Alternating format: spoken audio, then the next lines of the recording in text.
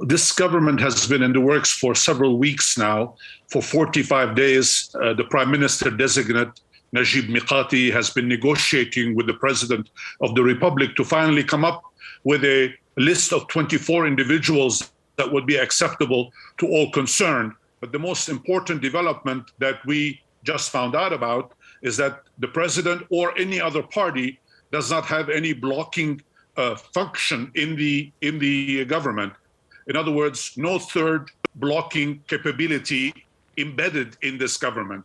There are all new names that have been announced, including several former diplomats, Abdullah Abu Habib, for example, who is the new foreign minister and who used to be ambassador to Washington, D.C. And an interesting development is the new finance minister, Yusuf Khalil, who used to be at the central bank. So this is presumably the man who knows that there is no more money left at the central bank, and now he's been entrusted with the finance department or with the finance portfolio, and we'll see whether he will be able, along with the Prime Minister and the rest of the government, to actually do something about the failed state in which, unfortunately, Lebanon finds itself in.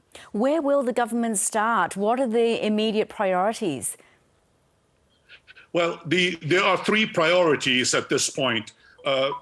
The government is short of money at this stage. There are serious shortcomings in diesel fuel.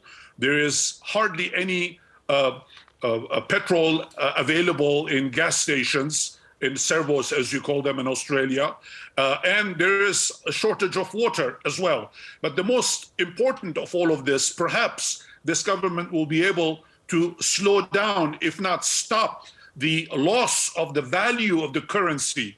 Already we have seen today a dramatic improvement where the US dollar was exchanging for 19 to 20,000, and today it is exchanging for 17,000. So there is already a positive development, although we have to wait and see whether or not the government reform package that has been promised for so long will in fact allow people to get back on their feet. I don't know how this is going to happen, but it's going to be very difficult to meet the demands of almost 70% of the population that is now living below the poverty line.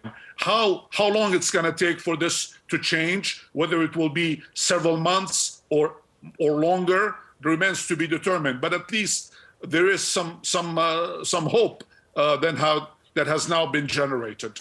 Indeed, some good news for many, a lot of hope for people, but it has been very difficult. Describe for us what it has been like living in Lebanon in the past year. Well, it's been extremely difficult, and beyond the daily chores that everybody has to go through, work-related and otherwise. Let me give you a couple of examples to give you an idea what it means to live in dark.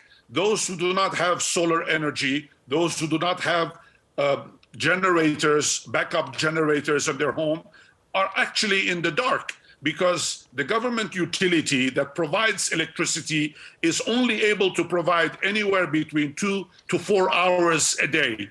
Now, of course, in the summer, that's not a problem because during the day there is plenty of sunshine, but winter is upon us and people are actually making preparations knowing full well that there will be a shortage of diesel fuel. Why is there a shortage of diesel fuel? For a very simple reason, that the large corporations that have always maintained control over this resource can no longer afford to purchase with Lebanese currency. They have to pay hard cash dollars. They cannot afford to fill the diesel depots. Same thing for petrol.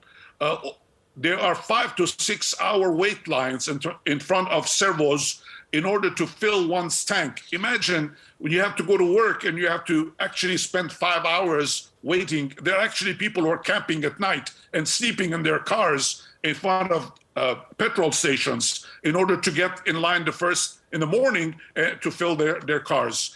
Water is almost unheard of. You have to purchase your own water, which means a tank full will cost you anywhere between $1 million to 750,000 to £1 million.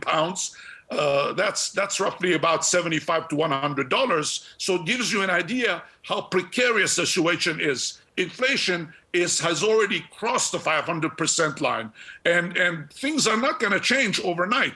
It's going to take a long time for these improvements to occur. We will see whether the accords that Lebanon, with the assistance of the World Bank, is going to be able to bring some gas from Egypt. That remains to be determined when it will occur. Tell us a bit more about the leaders who met earlier in the week and what solution they've come up with there. Well, I don't know where the beginning of this, but this is not something new. It's been going on for more than a year. The World Bank has actually suggested that Lebanon purchase some natural gas from Egypt through the Arab gas pipeline that goes through Jordan and Syria. And there's been a meeting last week between the four ministers of energy in Lebanon, Syria, Jordan, and Egypt, in order to come up with some kind of a plan. The agreement was reached to go ahead and bring Egyptian gas that will go through the Arab gas pipeline. But unfortunately, the problem is that the war in Syria has pretty much destroyed the infrastructure in place. It's going to take anywhere between 1 to 4 months to repair the infrastructure so that this gas can be brought into Lebanon. Now, there is an easier way, of course, to deal with this situation, and that has to do with bringing to Lebanon Jordanian electricity. But then again, that's something which is going to take time because the infrastructure in Syria has been damaged. Even if that were to come, however, the talk is to bring 600,000 cubic meters of gasoline in order to run a single gas plant in Deir al-Ammar here in Lebanon that will produce 450 megawatts of electricity per day. Lebanon needs anywhere between 2,000 and 3,000 megawatts every day. And in order for that to occur, the diesel factories have got to shut down, and you have to bring more factories, more natural gas factories, and to build those, it will take a lot of time and, more important, money that Lebanon does not have. And imagine that the politicians of this country have spent almost $45 billion during the past 3 decades to actually create electricity, and they have failed. Joseph Kechichian, massive challenges faced by the new government announced today. Thank you so much for talking to us. We really appreciate it. My pleasure.